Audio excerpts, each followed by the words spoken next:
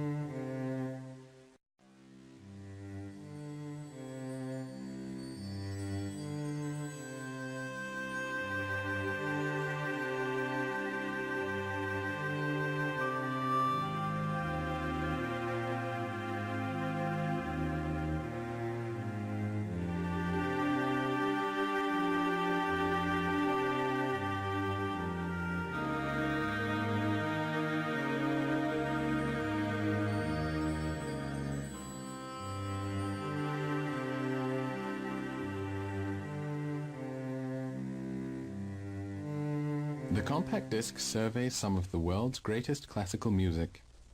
Here are 6 excerpts from this extraordinary compilation. The first sets the tone, from Beethoven's Ninth Symphony.